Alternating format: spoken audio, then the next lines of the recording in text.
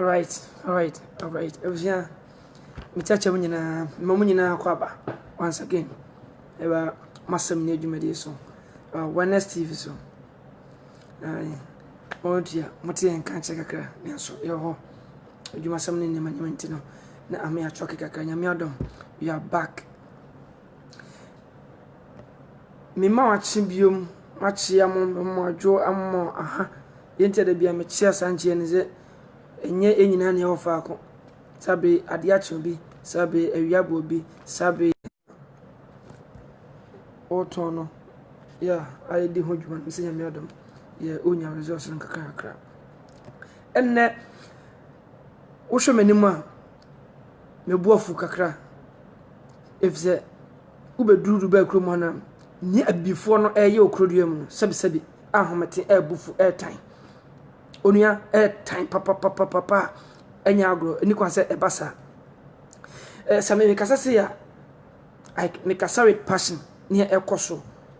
ena enipa hu ni yetini asom ena report to amanfo de man no yes go ground so eni ma ye hu no nye de ya beka what you say she Dubai credit no wo hwe mu history hanya na a desert what you say a desert eni ya me ayo madom with good leadership omatimi build and Dubai ababe Dubai ena ye na efiri bibre ma ya see your cocoa your diamond your bauxite manganese your bibia forest bibia was omanya bia no yakopode adom ye no ayentimi so ye no ya babe piem o sa krom what you say sabi ye onya ne baby wona honyo so honom joa kentu kwa mfa mahanom ya base be adwuma ape bibi ene abusuafo eden akwa che hwe suban a tuntumfo na mo Africans na mo no mo da ne die abufu etan onia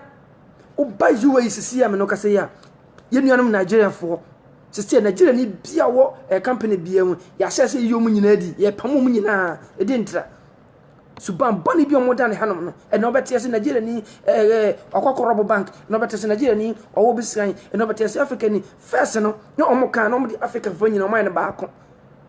ene ni pani bre solidity ase se ekoba se asem ni sinso omoka omnya specific Africans nyina nye baako a continent any of countries within Africa it is a country bi eni bi bibia omo specify no omonka no mo fa me fra ye nyina what you say no na ye nuanum Ghana fo bi nso do mo akwadwen no mo eno be hu na Ghana ni otonsa wa ha e wo ha abi won ma ba bi won kra na enye uni license so de tonsa so na oton enam so ma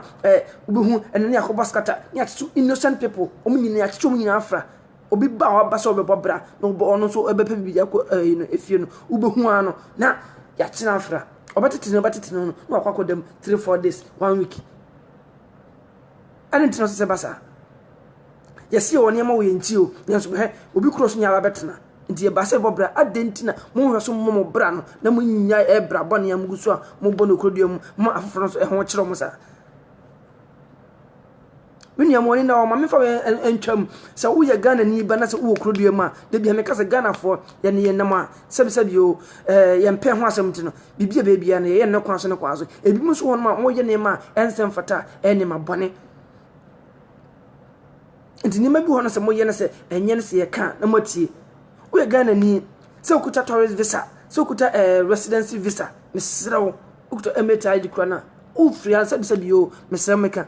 se okwa dwunso kura na okwadwunso kura me se ma ne nse wo ho if se enam niema bi a Africa fo ni bi eye wa hanom ntino esia wa timbusa ufri he etukwa mumfri amusa Nigeria question busa Nigeria because me no ma Nigeria where are you from I say Ghana go Nigeria who are Nigeria okasa say Nigeria ambrofo no Nigeria okay Nigeria ni ya do asa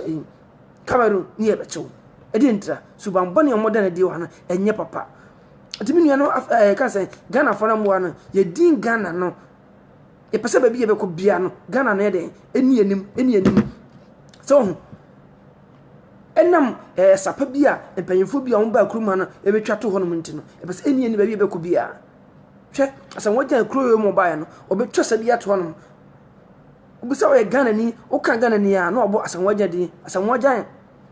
what I say if oba no aba bibi di abo mo man kakra e na football nti ade ntina ye ni ya ye nam sa ayi no so aba hanom na ye pese so ye bo na promote ma Ghana din e ko ba bia no e de ntina wo se ye makwa ma afoforo no e be sere sa e din no eni kwa se masa akwa no what I say wo ye Ghana ni me ye Ghana na wo koduo na se wo hu se wo nua bi e di dwuma bi esenye a sekere no ka che se onua ade wo ye no enye ensem fata nti wo se wo jai eno bebo am afoforo na omso edi sa adwuma adwuma bone no omso ebejai she na tide ni tse ukọ robe bank o ede adwene wo trim se wodi enka wo de wagimi kura no sebi mesemeka wodi enka fa ade kata wanim wa fa ade enka to wasa ko gya kamra mu na wo de hama say yo wo de bo kamra num pam o ade na wo kire o create den so ama Africa for no ekromo nyina account bia asese Nigeria fam no kase omo visa ya ban omo eso mutimi nya visa enfrem kro ma bio omo mo nsusu ye den ye yi omo nyina efri oman system tinya omo chichichi nkofo sa di bia ate no Africa fam do so mo hono ma sie de fo no ma baskata no ma wura see the first nyese bia omo sha uniform po na akase bia omo ba be home na odwane oba wa sha white pure white no obo na ne duku no wode na ade abom no oba unim se we see de ni ntuji honma mo sha be paw just recently enu ya Ghana ni ba ono no o ni ba bia no wo ye ko on na yire edi ne nkomo papa bi ono fon so onim hwe onye boni bia hwe enam esuban boni bia enkofo bi edi ntino ya baba scatter omo nyina edo moko edi ntino se basa so enne due me no kase Nigeria ni etimi akwa wi obi passport edi ko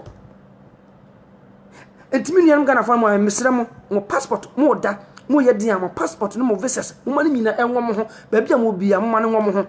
efise eni hu a bia bia be ko bia na betimi a chew at any time so what I say mo passport no Nigeria fo ntimi wia no ma kwa akoton passport obi wia no kwa akoton ebi mini passport wo hanom na asa tuntumfo no ye ni mese nti oni passport no so oni visa no paso ofri kromu anama onya passport tan obetimi akwa like editing kitwe bi no de afri num oman mu ko na wo your passport ho chiro just last week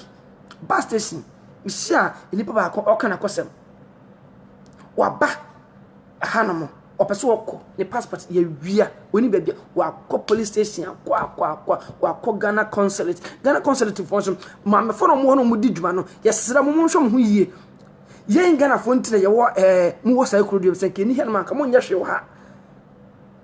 Ghana ni baba ababe ne passport ababa yira wo hanamo instead so waba na mo be man bibia chese obetimi anante ana so obetimi akono krom bi no obaya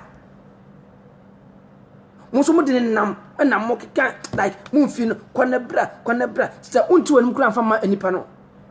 oko police station so a ye mfi no ama nipa no sɛ why strong the on an bus station basa ade edi nto sɛ basa eti sɛ mesra mo video sɛ munya sɛ mo nhye na ye mpanyimfo no mo Ghana no e video ebi nkoto mo sɛ Ghana consulate fo no mo wono bebre na ho no ma dwuma do mu di no ehu hia nsɛm fata so mo so mo dwuma no mo ntimi nya o mo nyi o mo mfiri ho no mo metia dwuma ne fo ho mara no mo ya dwuma no e mai na Ghana fo ntina o mo ha no mo atase eti esra mo so mo saka video na mo so mo share mo like mo share na o mo so nyede mo so enka Ghana fo bia mo wo krodua mo bia nsanka bi ana so obi opasa oba krodua mo no obi anso ensanso ntimi nka bi na bi bia so ntimi nkoso hwe me ka sem bi akire mo enima bi na ekoso hanom no ebi so koso Ghana sisi ame no kasai ye mpanyimfo mo hweye enam se Nigeria fo no se omunya chance emfa makrodua mu omo visa no passport no omo nye aye pam mu nti no strategy o mama apɛ no omo de fa Ghana it is a penny for them war a passport officer. Some motion who you woman in the hall, and penny for big Biara was Nigeria so umbra Ghana, no matter passport, and fan to go and mess Crudium or by Joe or Bessie, Manchester Obedi anymore. Sad or some way, woman security and your tight, oh, you could do near one trying. Nigeria ni baba betwes ka no de ama Ghana agent no baba je passport de ama no obedu krom ha no de abedi nyamran sam bedi nyama bone ne aka se Ghana fo okuta Ghanaian passport enti de na beka we Ghana ni e kwa person Nigeria de timi nya Ghana passport e de ba krodu am ade ntira Ghana fo fa Nigeria passport nya hwe also ona enema bone omudi a omudi ase o ba bi enti no ese omo person mo bawura Ghana no mo je Ghanaian passport no mo de ba e den security measures na ye e ka say immigration omo ye passport office for e den no mo ye obi aso keke no ba je passport na se den due diligence ben omo ye ansa na omo issue passport ndi ama individual yem pese Ghana ni ebeba krodu mu a ebe ne mabone bia entra ye nipa bi se no ye pese solitaire etia sa enkofo no so mimi hu Nigeria ni so kuta Ghanaian passport na me ho tete ne makoma tete ne se ka harum ye Ghana kra bia nka nipa ba kontokwa se Nigeria ni okuta Ghanaian passport obi se mi ye Ghana ni edi entra onso nya Ghana ni na kuta Ghanaian passport enti esra mo some saka passport video mon send man ko fon ka say passport office for no omunya hwe ye papa ho no mo enema e kwaso ho no mo time mumma mahwe mumma hwe UAE kroduam anema Nigeria for ne Cameroon for no omoye kroduam a e mani party no kro unya hoto what I say u Ghana ni utum fine Ghana ni bie na oba sabi o say bi munya de but the percentage na omoye no far better than omonye hello omonye no so bebre na another country for ebi say Nigeria for make am wasami eno ma kuta Ghanaian passport eno mo di sa adwuma no edi ese basa eni kwa se basa enti esra mo mumye nyina nya ahwe yie pa na mumye nya enti tawo ya Ghana ni se wo hanma o document bia ko ba bia e ka ho enti sa na hia wo pe es onkuta ye do be ko ansara unya hontiti mu no wadam tame ka hanu omo ss akire wa wan hwe akora no badwa so esi no mutini bie susu a tumura wan hwe ya umra akora na obodi ba bi nya adwuma edinta ntu ya Ghana ni so wo hana so pese obedi dwuma so o di dwuma nko ade dia mesra moni na ho ye Kofi Champon mahu brother yankobon shira me chia ba bi o ya pious nso mahum nyina obi asabe mo hwe nyina yankopon hye obi bia so en ekwampa nipa na paso mo faso e de basa kroduo mo nso bebre ho no ma anya kwampa so ye kwampa paso no mo de fa ha nso wonso ti ensem ni bia no ka che onua se onua so paso utu kwankwa kodu bankwa de yese ne ebe boa wo so Egypt passport Nigeria for wia Cameroon for Nigeria for o man ka say wia mo passport Ghanaian passport o mu wia even though kuta Emirate ID kwana ye wia koton adi timi wia obi passport no yakwa koton 2000 3000 ni para de ne dia ne ho kire no ube kom Ghana for ni bi na mo ha na mo no so na o mo so eso masene e ka me nko a me so the Ghanaian passport eba me say o ton a say o ye Nigeria ni a e didn't tell me toss passport info e was me e chew what I say ukuta Ghana passport o ye Nigeria ni o ba beton passport ndi ama me enya won so o passport na even though your passport kura na o mamuni nyina e property I didn't tell say okoton dey den na Ghana ni so timi tra ho no na won so wa atimi ato no wa tiskan ndi ama nipa no na nipa no ko na dia passport ni ne dia no ne ho kire ne sa e didn't tell say basa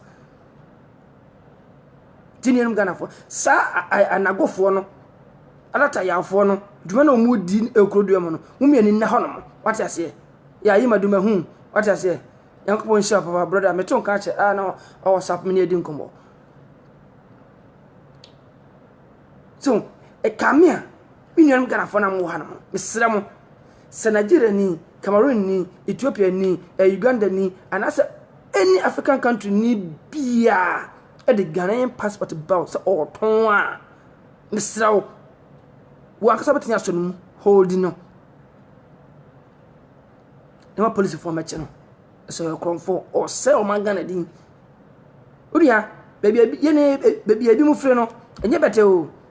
se mi adom na se ye tutobi de ho na ma ye mpese individual bi de se o mo high life no mo de aba be sei bibia na bibia de haye nyina what is the mechanism tisanya ma bi na ebi mu ye no esra munyai emwa mo munyai na Ghana fo no so mo so ebi mu so no mo so mo ye sa nyama no nyina no mun kan kire ma se mo se kire no mun kasa asam kire na asam no eto ntwa se nyama free system no na nyina ho nto yen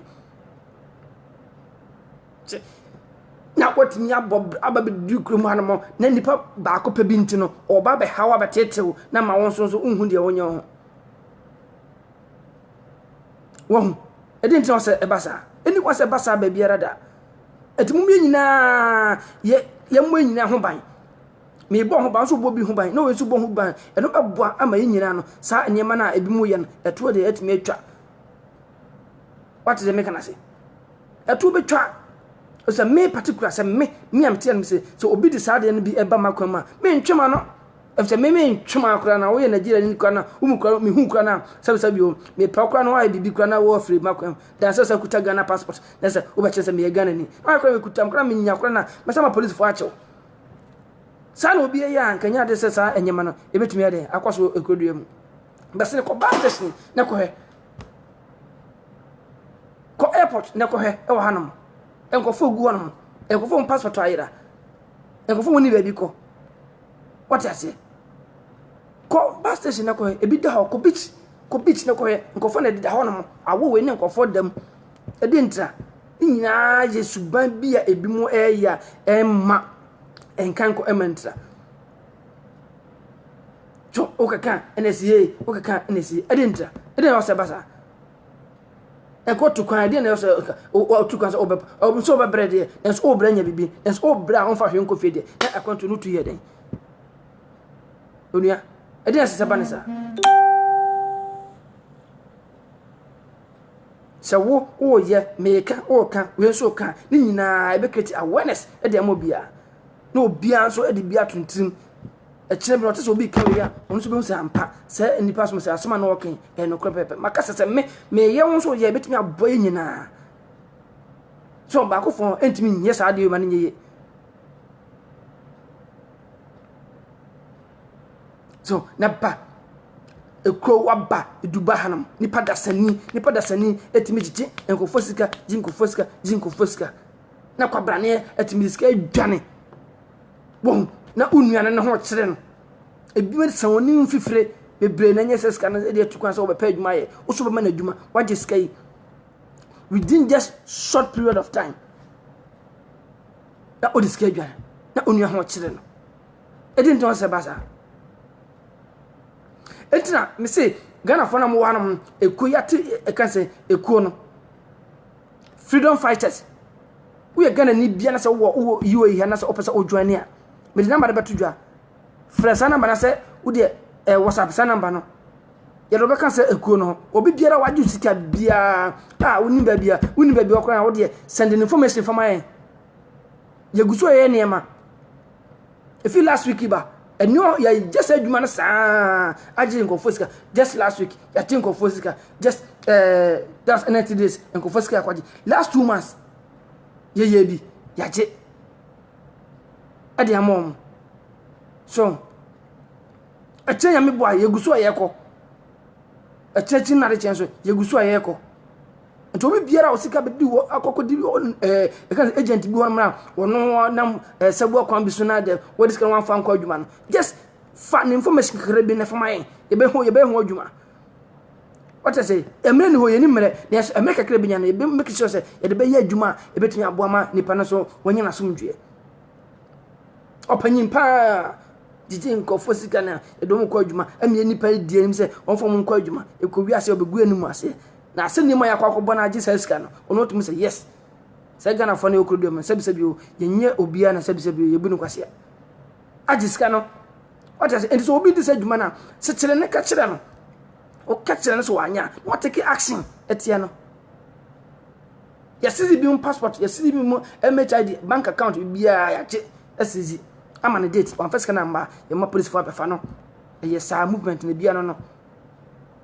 freedom fighters movement ya tena hanoma ye pese de kutia sankofo no eno no ye bi mesore etia ye na so ye mfa ho ye be ye de betimi ayetimi abo ye be ye de abo ye ho de betimi akwakodu bia ye be ame ho de akwakodu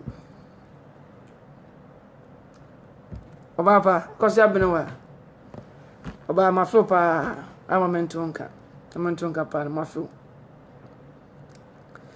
so enima bi horoma ensem fata o se yenhwe ne se yinjai esa movement a yate no ye make sure say ye de boa afoforo wono mo a sabi omusika no akodidi ba bi na sabi agent fo no ma checheche e musika ye de okọ adwuma afa obehu achi no agiska na be sigina ha within 2-3 minutes wo hu ma chi kwan bi eno ne ye kasetia no ye no bi no ba bi efre na kwan wa edi ye ntwen se ayi enipa ba ko mienu bi e ma ma se ekwan mu mayen na nchirima no ngba no so ho ma kire mo ye nya sa adwuma no wase sajuma na yentwe krasa sajuma na enkoso yedi nka se moja we kwana beto no masa ekwan mu atena de amana ye be fa hono e betene ama akwan atena da ama afoforo no o se enye ne yedi nka wa hanom kwa ebi mu hono ma bibire apaso mo ba so bibire na apaso mo ba nanso enam nema bia ekoso hono nti obakro no wo suro ne yemsese no edin to se basa edikan ba se sabi brand on bebo ya kan se kan so nya chance so ebedu hanom bi no nya sa na ka beba wa hwe nkofo de omo ye hanom omo sa kwamu an kwanma no msa yo anairo wada me chewa Matias ye mefro de Matias ebedu nkomo so enema na ekoso no se me kana so ka ebetumi aboa ebekreti na me ka say awareness na be ba ma afoforo nso de ehuni ekoso omo bia ho beto no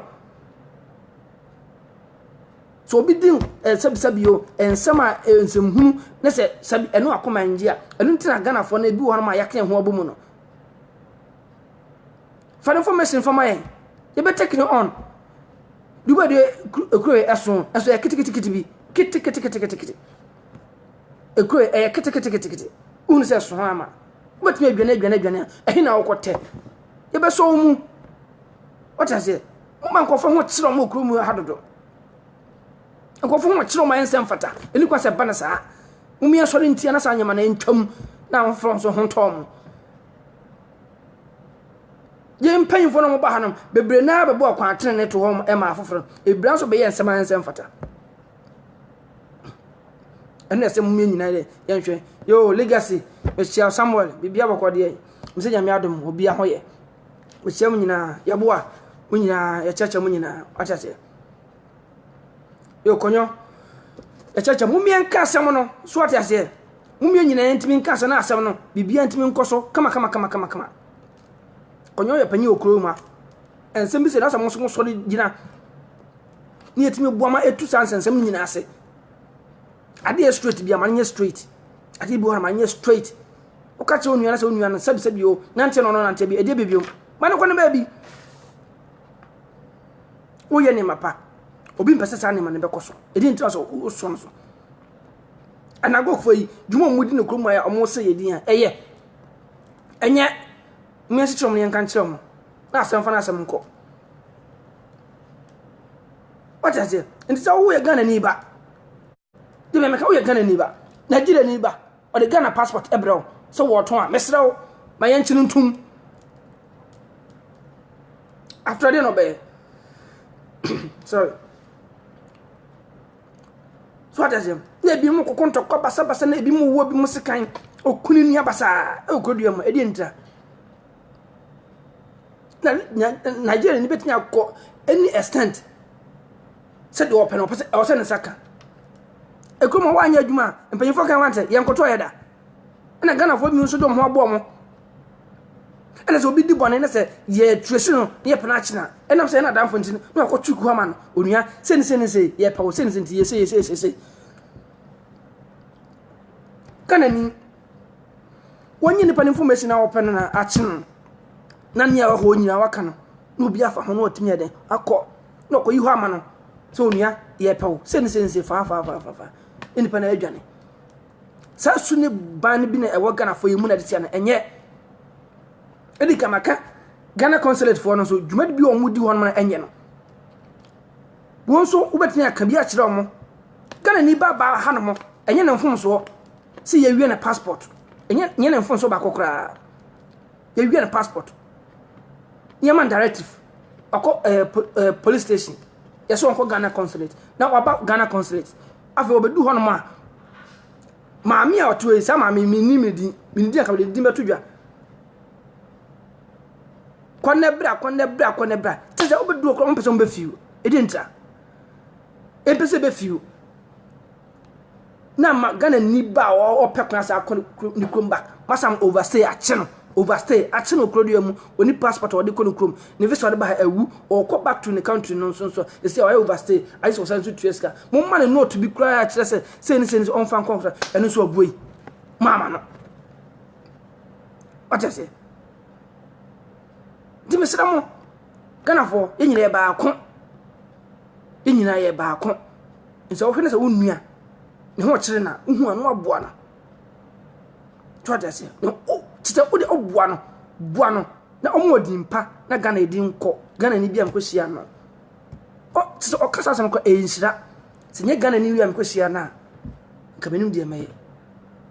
onia enye beto se wokọ beach pa na se wokọ bus station na se wokọ kan se airport a hona bom se ene me koso hanom enye bete enema ekoso ha enye bete onua nti ehu sane mane bia mam ye nyina ya boa ni ya support so se nyina ya boa na se support ya ibetime gina so obi ma so ne wo last interview bia omoye ti se asam no kwa uti Africa na awosen agu ombusan emrati obi ofri kroma ombusan se ekroma ya desert e die na omoye ya makurate ni develop se asmo kind osi good leader oh brother Francis unu ya mete won ka che momentum ka malusu number da today we didn't come private so asama kan say good leadership omo leader ba akopɛ na leader no so yeni ba akɔ ene yeni mienu osi yeni mienu ba akopɛ so kan ya tim ko say Africa you gold your diamond your forest your bibia nenso ha omuni bi nenso den umatimi aya mo umatimi agina what I say ni nyina na suban esu ni ban ade a meye se eya se me de hu nipa ba obefa so nipa me de free me do free Ghana ba na me ba na suban bia me de na di wan enya definitely no hot na no so be the same thing and trend na be den e be dawo na esabone no egusu a ekoso so what they make na say enti ye bibia mammo ye nwene ye nkwa ho e de ntirima na mo ba no te edinbone medawo mo hwe de anagofo yi Nigeria fo de akoso di Ghana fo na sabi we eto ye na ti mo amhwe di di asam ene kebeka ye mpanyimfo no omo ye niema bi e betimi aboa ye nyina di mu ye nyina ze ye mfa so ye mfolo e bebo ye nyina so ni mani bi hono ma eye mo me encourage di enye no mo me aso ye tia na to atwa masa sika wo enafom sika enafom ene edinse enso ya ubenya sika ne asa udin bibia baka bia ye mfa efse enso wo de ye ka asem bia no kro bia enim ton etum yeni na ho one obi ka so be mo odwuma e kro dio mo aya kichos edwuma no e konk na se we se konk e ka se konk kro dio mo se edwuma no e confirm asa maniska enipa bi odo be ko adwuma bia obeka che se o adwuma no sen netie o kwa bibia confirm na adwuma miska mama o ye jani papa na de osifrika ma money as money na handbag back na ground wa first kana mana on fa anko no money da no hwe yi won ho ye de ye afam die bia de aboa so ye ye afam die bia de aboa wono mu a sabi skara kwakodi ba bi na ye guso ye gege no ye de aboa na emum no so ye so de ye create ne se o ye bia na omoni ada ho chire be ya ensan koye ade frema de achi na be ko ni mu no asabu achi ukori no asabu achi ti mu mani na ho ebi mo ha mo ye adwuma pa e wo hanam mo ye nkoso ye support mo mo adwuma ne nkoso se na be obi ba ba fa san kofo pa no so na ye nyina aso adwe na anipa bonefo no ye nyi omo nyina fi system nim ado so do na kwa na wo kasa wo ba Dubai kwa na first wo ba Dubai oh respect kakra wo be se wo ba Dubai respect bi anim ena nkofo bi omo se ekro no edinti what I say ebi mo se ekro no edin ena empanyimfo no so na se omo Ghana no so ene be bi won so omo so nwan ye ne omo nwan edin time kasa omo nwa to the sense obi ba na so ba ge passport a tse omo hwehwe bi bia mu ofitinya no mo de passport ne de amo Nigeria ni beti abata Ghana omo me smart beti esunya languages ni nyina obeba kan languages ye beti obeyi wa no but also me hwe ne background ne hwe so oye Ghana ni ampa na eni issue passport we di ama no but the passport ma be duan obe ne ma bone okuta Ghana passport nti ebi aka ndi ka so Ghana ni e de na beti aka passport no okuta no Nigeria passport Ghana passport it was ya high Ghana for enchiri mana wo hanam no mo say yendin enabo Nigeria ni a offer taxi ya no busa say you Nigeria cause Nigeria on your own foul what you say edintra subane bi on gidi bibia kiti ena wo no so me hwe yie onuya media me kwa de metimi aka no entimi enough na me ka ese won so oboa na wa support no wa hye ama enyina obi ahu de yekoso na ebeboa hwe ye onkofo ba bi wo hono ma omu di dwuma papa so ekruma na wo ba o metimi aboa aye bibia kama ena me ne kwa so pepe a omu nyi dwuma kata hye bia obi mo so the moment wo be se ska be di nsem ba che se what lie na so wo dem asem be ka che no wo dem o be how so ne se sika na fomo Ghana den so ni kakra so person de bibia moni na ho na peni papa no hwehwam ansa na obetu kwan na watu kwan na sore keke se obi etu kwan timi etu bi ana se sore keke se Dubai hanu me bisam ni enkyerechire wo mu John ubusam ni ekyire mu na se woni di ho a na wada papa ni by force en ha ho onia de metimi aka akye no eti samunya muso monse mon like na yempanyimfo na amu okrom ha na mpanyimfo okrom ha panyimfo papa bebre okrom ha omuso tia omuso carry on ne ba bia obia de obia ye betimi aboa amasa anya ma na de atwam no omuso atimi aye what I say ye de be kan ye hu e be kan atia busa na say otia be kan ti no eno so ne agro no ti ye tini anka obi ho ba bi ho no onte tunsu hu ana so wa se na fo no so hu ebabu enyina ebia meka nsu remonsike ofa no so a obeba kromu a wunya asembia so Richie ofa no so a wunya asembia onyame ofa no so a wunya asembia sa so no tese betia bobodi ni bebre the good ones are here ti adentina mo me yamwa na yen support wo mo nya adwuma pa no na afo no so enyi o mahoto e wo hanam so onia freedom fighters movement no so ku a yatena hanam ntu dia fanamba we uwi a betina ne ye de waka ho ya ade o group no mu na de ekoso bia nso ede wo hu bi no na atuam +971 559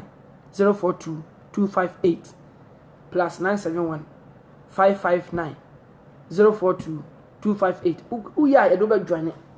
ana sa wodi ese unua bi e wo ha na mo se ne ho akere no e wo adwuma sam mu e wo bibia mu na se hwe na se emmo bi wo betumi aboa e be boa ofa na maria na se unua bi aba pie mu e wo e kan se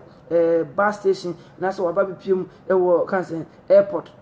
ya je no sika wa stranded ohun ne wonya emmo bi wo betumi aboa na mu nyina mo sa na ba me tudwe mu mfa so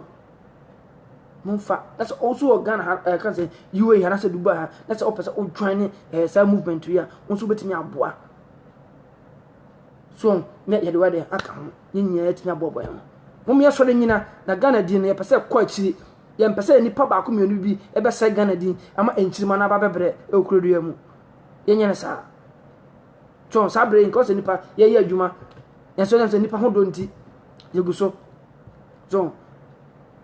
Etu de meka u ko Facebook a masam nie ye page ne ho masam nie no ye page no no like amai yeso timi promote enema bebre ekoso na so do person follow me na so bia master P o Facebook ya u asem bia person bisa betia bisa na bibia so timi akonkan ye be yiwa no question be bisa be yiwa no ni aboa so na unu person tu kan so e ba hanam na se open cheche mu bia number nam tudwa no +971 559 042 258 ofra any enquiries biano oya ebe cheche nyina ma bia so timi akoso medical maka ya nhwe se ni papa akomienu bi eme hayen e okrodua mu ye brayo ye bray e okrodua se na eduru hanom se be bi efiri no ekwan wa what you say e fra chi tinyame abo na sabi o obese yetimi abobi ma se ye ba ba adwuma kakra enso ama bibi enso nya bibi e dia akwa no enta yen hwe han ema nkofo mmese kuro mfama yen e bi adwuma nya ahobo am kokoro foforo so de ne ne yen ahobo de ahaya na ete enti yen hwe sa foforo so mmese ekuro mfama yen what you say do master atom yankopon show e bi ameka se o pese opam entade na ade atom creation ono be boy bibia kama ade ama eno no unya ehunu e wo e kan se ejoso asantemem sending pon kwaso a wode ubusa master atoma obi abebo onso be bibia kama ntade wedding ganen de ka hunyina obani nyina kama e de ama wate de meka san so na me se so pese obe pie mu hana ma de bra ye enquiries no fa number no ye enquiries no e betinya checho bibia why we so ba oba ta hobo no so nua na apepe no atena we bi na adwo no wate de meka na se yakobon shiramu bra Francis yakobon shapa wonso minimse wo badwuma den wonso kum hotel wo Accra wonso collections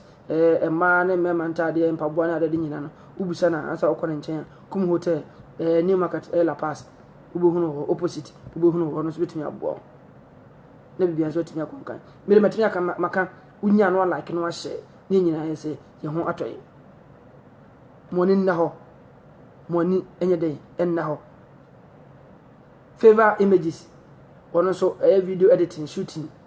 ina bibia no oya obabo na so ayi ni nya de mo so badwo bia no wono hwe ne tira kwa obabo no so anya kwanta ya santime no anya kwanta ekura fre huntado unya du hono ma obisa na obabo nyina nchaka se nkomo ba pakaro nchaka se ba hema e ba patika tada so mem na wo nyankobo nsha wo ne Vicky Joy Vicky wo de huniza wa bro chire bibia na no yesterday wo tide me kana aha ama mentemoka nyankobo nsha mu nyina minim se e dia mbabua ama enchechen se video etimi akwa chire obi anso enya na de nyankobo nshira mo nyame address adom de information bi ebenya bia anso ye de beba munti ene edi sadwuma de some purpose som na information pese munya anytime bia no ya update mu de yekoso no internet de bia na ye video so wo di answer awareness TV and as awareness channel no so o YouTube videos ahodo nyina no obetimi agye enya du hono Master P awareness TV betimi ahwe nyina bi o YouTube subscribe na say like no sa notification button no wa person time be video no so betimi ahu bi betimi so asha ma foforo so betimi honi ekwaso e da mu nyina ase da bi am ka che medin e ba kope amanse nsoma kobena owusu mensa medin hu yame amanse nsoma kobena owusu mensa medin hu yame ba Facebook go betimi afre Master P ba je so nyankopon hia no nya kase emi address adom de na so share Accra.